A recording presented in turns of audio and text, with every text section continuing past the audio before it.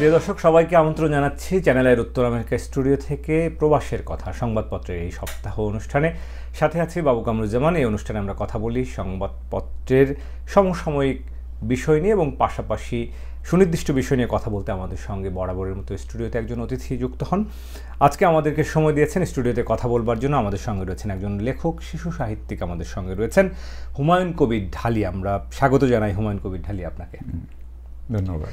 আমরা একটু দর্শকদেরকে শুরুতেই যে প্রধান যে শিরোনাম এখানকার যে জনপ্রিয় পত্রিকাগুলো রয়েছে সাপ্তাহিক, সেগুলো একটু দেখে নিতে চাই। সাপ্তাহিক প্রবাসের এই সংখ্যায় আমরা দেখতে পাচ্ছি যে শিরোনামটি করা হয়েছে যে বৈষম্যমুক্ত দেশ গঠন, রাজনৈতিক সংস্কারে বৃহত্তর ঐক্যে দলীয় স্বার্থের বাগড়া, পুরনো বন্দোবস্তেই কি ঘুরপাক খাবে বাংলাদেশ, এইরকম একটি প্রশ্নকে সামনে রেখে শিরোনাম করা হয়েছে। অর্থাৎ আমরা পুরনো বন্দোবস্তেই ঘুরপাক খাচ্ছি কিনা। এরপর সাপ্তাহিক আজকাল যে শিরোনামটি করেছে সেখানে আমরা দেখতে পাচ্ছি সাপ্তাহিক আজকাল বলছে ঘরে বাইরে চ্যালেঞ্জের মুখে মামদানি। আপনি জানেন যে মামদানি এখানে একটা বড় ফ্যাক্টর হয়ে যে মেয়র পদপ্রার্থী তিনি বিজয়ী হয়েছেন। এখনও চূড়ান্ত বিজয়ী বলা যাবে না, কিন্তু তাকে নিয়ে এই শিরোনামটি হয়েছে। গত সংখ্যায় আমরা দেখেছি তাকে নিয়ে বেশ আলোচিত কয়েকটি সংবাদ হয়েছে। সাপ্তাহিক প্রথম আলো যে শিরোনাম করেছেন জন্মসূত্রে নাগরিকত্ব নিয়ে অভিবাসীদের ভয়, ট্রাম্পের নতুন নাগরিক নীতি। ট্রাম্পের নতুন নাগরিক নীতিতে সুপ্রিম কোর্ট সায় দিয়েছেন কিনা এই প্রশ্ন তৈরি হয়েছে। এই বিষয় নিয়ে একটু কথা বলতে পারি। আরেকটি শিরোনাম শেখ হাসিনার প্রথম সাজা ট্রাইব্যুনালের প্রথম রায়, আপনি জেনেছেন। আমরা এরপর সাপ্তাহিক বাংলা পোস্ট যে শিরোনাম করেছেন মামদানিকে নিয়েই করেছেন, সেটি মামদানির জয়ে ঘুরে দাঁড়াবে ডেমোক্রেটরা, এই প্রশ্ন প্রদক চিহ্ন তারা দিয়েছেন। ডেমোক্রেটরা কি ঘুরে দাঁড়াবেন মামদানির এই জয়ে, এটি ছিল বাংলা পোস্টের শিরোনাম। এরপর আমরা যদি ঠিকানা, এখানকার অন্যতম একটি পত্রিকা সাপ্তাহিক ঠিকানা যে শিরোনাম করেছে ইউনুসে ভিন্ন ইঙ্গিত, ঘুরছে ডেভিল, বিপ্লবীরা অনিরাপদ, 1 জুলাই অভ্যুত্থান, 2 জুলাই লালবাতি, এইরকম একটি শিরোনাম করেছেন। বিবিএসের একটি জরিপকে তারা এখানে দিয়েছেন নিজেকে নিরাপত্তাহীন ভাবেন অর্ধেক মানুষ। এটা একটা উদ্বেগের বিষয়। অনিশ্চিত ভবিষ্যতের হাতছানি, এরকম বেশ কিছু আমরা নেতিবাচক সংবাদ আসলে দেখতে পাচ্ছি এই সাপ্তাহিক ঠিকানায় যে শিরোনামগুলো করা হয়েছে। আমরা শুরুতেই একটু আলোচনায় ফিরতে চাই। আপনার নিশ্চয়ই আপনি একজন শিশু সাহিত্যিক, হুমায়ুন কবির ঢালী, লেখালেখি করছেন দীর্ঘদিন, ভ্রমণ নিয়ে আপনার আমার 5টা বই আছে ভ্রমণ নিয়ে। আমরা সেসব বিষয় নিয়ে কথা বলবো নিশ্চয়ই। তার আগে একটু সংবাদপত্রে, যেহেতু এটি সংবাদপত্রের এই সপ্তাহ নিয়ে আমরা কথা বলছি, সংবাদপত্রের এই সপ্তাহ নিয়ে ছোট্ট করে আপনার একটু প্রতিক্রিয়া জানতে চাই। যে শিরোনামগুলো আপনি শুনছিলেন শুরুতে, যদি ঠিকানা পত্রিকার কথাই একটু ধরে আমরা একটু বলি। বর্তমানে আমরা যা দেখছি বিভিন্ন, যদিও বাংলাদেশের মূলধারার যেই মাধ্যম মিডিয়া, ওখান থেকে আমরা যতটা পাই তার চেয়ে বেশি ফেসবুক এবং অন্যান্য মাধ্যম থেকে পেয়ে যাই। এবং দ্যাট মিন যেই আশা ভরসা নিয়ে তারা অভ্যুত্থান ঘটিয়েছিল সেটা কিন্তু পরবর্তীতে বাংলাদেশের জনগণ দেখতে পায়নি। এটা কিন্তু মানুষ চায় না। মানুষ চায় কি, জনগণ চায় যে একটা শান্তিপ্রিয় একটা দেশ, শান্তিপ্রিয় অবস্থান, শান্তিতে বসবাস, জিনিসপত্রের দাম কম থাকবে, তারা ভালো কিছু চায়, কিন্তু বাস্তবে তারা তা পায়নি। ওই অর্থে শিরোনামটা যথার্থ আমি মনে করি, এবং ঠিকানাকে ধন্যবাদ যে এরকম একটা শিরোনাম তারা তুলে আনার জন্য। আমরা একদিন দুদিন পরপর দেখি যে হঠাৎ একটা ঘটনা, হঠাৎ ওখানে আন্দোলন, হঠাৎ যমুনার সামনে আন্দোলন, হঠাৎ মব জাস্টিস হচ্ছে, হঠাৎ দেখি যে মামলা নেই বা তার অভিযোগ নেই, তাকে ধরে নিয়ে পুলিশকে সুপর্দ করছে। এরকমও শুনেছি যে হয়রানি, যে তুমি যদি টাকা পয়সা না দাও তাহলে তোমার মার্ডার কেসে ঢুকিয়ে দেওয়া হবে বা কেসে, এরকম কিন্তু আমরা শুনছি এবং বিভিন্ন মাধ্যমে আসছে। জি, অর্থাৎ আকাঙ্ক্ষিত যে পরিবর্তন সেই জায়গা নিয়ে একটা, সেটা কিন্তু জনগণ পায়নি। জনগণ চায় যে একটা ভালো পরিবর্তন। আমরা একটু যদি অন্য যে শিরোনামগুলো আমরা যদি একটু আসি, যে আমরা দেখেছিলাম, যদি যুক্তরাষ্ট্রভিত্তিক আলোচনায় আমরা পরে ফিরতে চাই। আমরা সাপ্তাহিক প্রবাসের যে শিরোনাম দর্শকদেরকে বলছিলাম যে বৈষম্যমুক্ত দেশ গঠন, পুরনো বন্দোবস্তেই কি ঘুরপাক খাবে বাংলাদেশ, এটাও কিন্তু চমৎকার একটা শিরোনাম। হ্যাঁ, পুরনো বন্দোবস্ত ঘুরপাক খাচ্ছে, কিন্তু তো আমরা তো ওই যে একই কথা বলতে হয় আবার, যে আমরা তো ভালো কিছু চাই, যেই আসুক ইতিবাচক পরিবর্তন চাই, কিন্তু বাস্তবে তা দেখা যাচ্ছে না বা সেই আশাটাও হচ্ছে না। আইন শৃঙ্খলা পরিস্থিতির অবনতি নিয়ে সবার মধ্যে একটা, আমরা দেখেছি গণমাধ্যমে প্রচুর লেখালেখি হয়েছে, এটা বাস্তব। আমরা দেখি কি অনেক ক্ষেত্রে ধর্ষণের ঘটনা থেকে শুরু করে, যেমন গতকালই দেখলাম যে ওই বিদ্যুতের বিল মিটার খুলে আনার জন্য আর্মিকে যেতে হয়েছে। আর্মির দায়িত্ব তো এসব না। তো অর্থাৎ কোথায় গেছে আমাদের আইন শৃঙ্খলা? কোথাও কি মনে করেন একজন শিশু সাহিত্যিক হিসেবে যে বাংলাদেশের আমরা আবহমান যে বাংলাদেশ দেখেছি, সেখানে সব ধর্মের সব বর্ণের মেলবন্ধন করে যে থাকবার একটা সংস্কৃতি, সেটাই আমরা পহেলা বৈশাখ থেকে শুরু করে অন্যান্য উৎসবের মধ্যে আমরা যেটা দেখতে পেয়েছি, সেখানে কোথাও দেখতে পান যে ভিন্নতর? অবশ্যই আমরা কিন্তু একসাথে থাকতে চাই।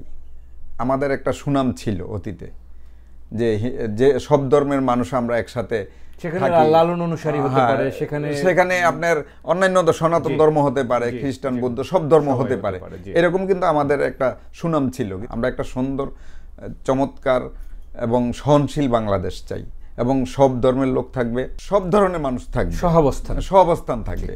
হুমায়ুন কবির ঢালী, আমরা একটু পত্রিকার শিরোনাম দেখছিলাম, আমরা যদি একটু আপনার প্রসঙ্গে আসি, লেখালেখি করছেন দীর্ঘ সময়, শিশু সাহিত্যিক। শিশু সাহিত্যটাকে কেন বেছে নেয় আসলে, বা শিশু সাহিত্যিক এই পরিচয়টাকে আসলে কতটা বাংলাদেশে আমরা দেখেছি যে অনেকেই এটা বলতে স্বাচ্ছন্দ্য বোধ করতেন না, এখন সেই পরিবর্তনটা দেখেন কিনা?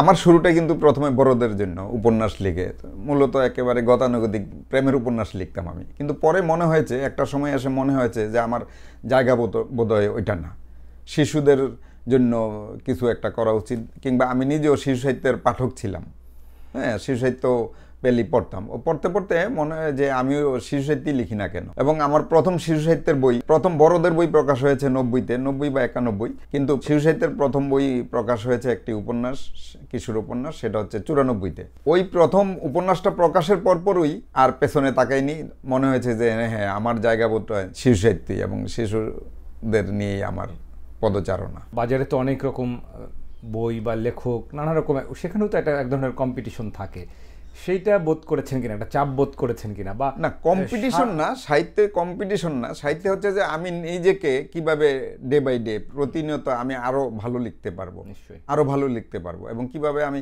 যাদের জন্য লিখছি, যে শিশুদের জন্য, শিশুরা কিভাবে আমার লেখাটাকে গ্রহণ করবে, এবং তাদের জন্য তাদের উপযোগী করে আমি লিখতে পারছি কিনা। শিশু সাহিত্য কিন্তু একজন লেখককে, যখন তিনি শিশুদের জন্য লিখবেন, তাকে ওই শিশুদের চিন্তা চেতনা, তাকেও শিশু হতে হয়, ওই বোধ বা উপলব্ধিটা থাকতে হবে ভেতরে, তাহলেই সে শিশুদের জন্য লিখতে পারবেন, নয়তো পারবেন না। শিশু সাহিত্য লিখতে গিয়ে আপনি তো বেশ কিছু বই লিখেছেন, হয় না যে বইগুলো আসলে বাচ্চাদের কাছ থেকে অনেক সাড়া পেয়েছে, সাড়া মিলেছে, এই ধরনের ঘটনাবহুল কোনো ঘটনা যদি আমাদেরকে বলেন, বা অথবা আপনার বই নিয়ে কেমন, আপনি যে ধরনের প্রত্যাশা থেকে লিখেছেন, সেই প্রত্যাশার প্রতিফলন কতটুকু? একজন লেখকের সব লেখাই তো আর ওইভাবে হয় না, বা সবাই গ্রহণ করে না, সব পাঠকের মনোযোগ গ্রহণ করতে পারে না। আমার কিছু বই আছে, যেমন আমার প্রথম উপন্যাস যেটা বলছিলাম একটু আগে, 94-এ প্রকাশ হয়েছিল, দুষ্ট ছেলের গল্প, এটা একটা কিশোর উপন্যাস, মুক্তিযুদ্ধোত্তর পটভূমি নিয়ে। এটা খুবই জনপ্রিয় একটা উপন্যাস ছিল। তারপরে কিছু গল্পের বই খুব জনপ্রিয় হয়েছে, যেমন টিএ পাখির জন্মদিনে আমার খুব জনপ্রিয় একটা, এটা অন্য দেশ থেকে অন্য ভাষায় প্রকাশ হয়েছে। তারপরে কাব্য অ্যাঞ্জেলের বন্ধুরা, এটা প্রথমে শিশু একাডেমি থেকে প্রকাশ হয়েছে, পরে এটা উড়িয়া ভাষায়, হিন্দিতে, অসমীয় ভাষায়, পশ্চিম বাংলা থেকে প্রকাশ হয়েছে, এটাও জনপ্রিয়। ক্লাসমেট নামে একটা গল্প গ্রন্থ আছে, শিশু কিশোর উপযোগী, এটা জনপ্রিয়। এরকম কয়েকটা বই, আমারও কিন্তু বইয়ের সংখ্যা শতাধিক, হ্যাঁ, অসংখ্য বই লিখেছেন, শতাধিক বই।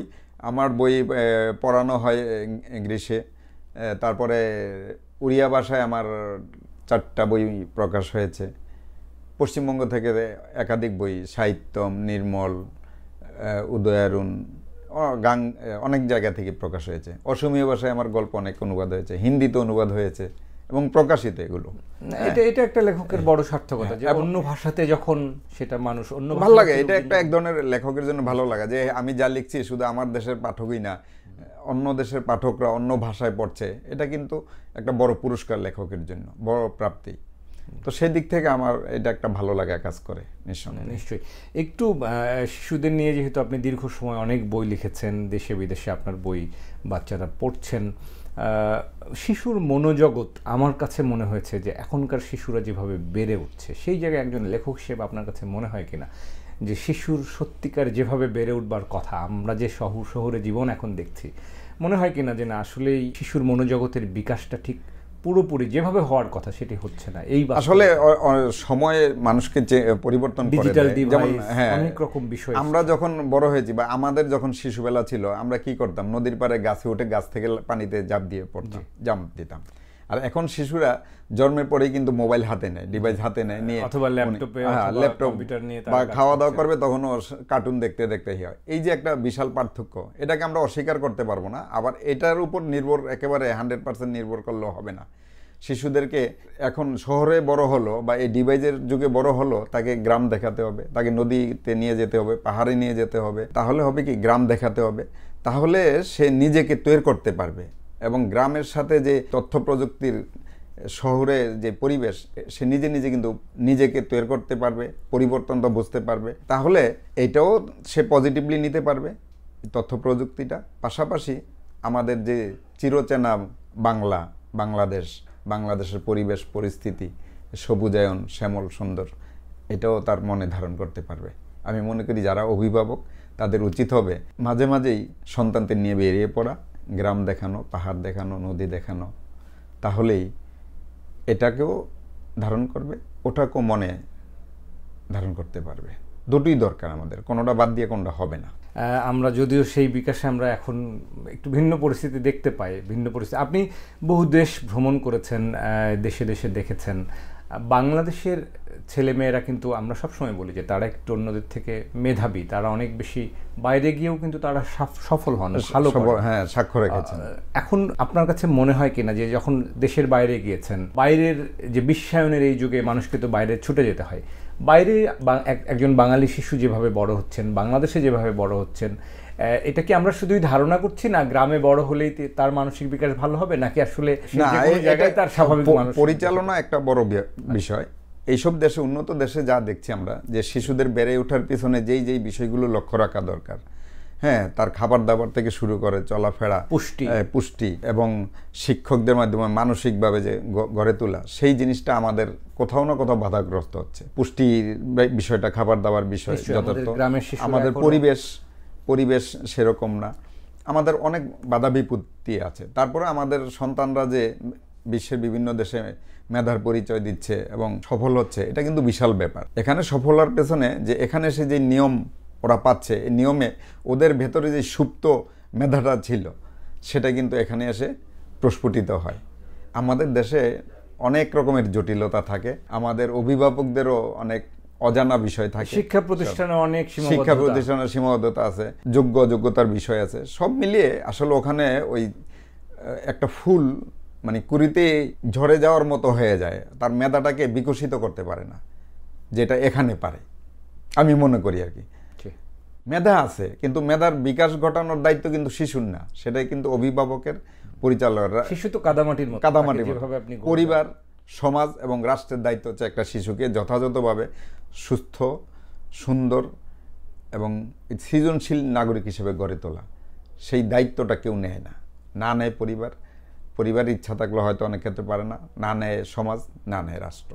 আমরা আশা করি এই পরিস্থিতিগুলোর পরিবর্তন হোক, ইতিবাচক। অবশ্যই আমরা তাই চাই। একজন লেখক হিসেবে হুমায়ুন কবির ঢালী, আপনি বহু বই লিখেছেন, শিশুদেরকে নিয়ে কাজ করেছেন, বহু দেশ ঘুরেছেন, ভ্রমণ করেছেন।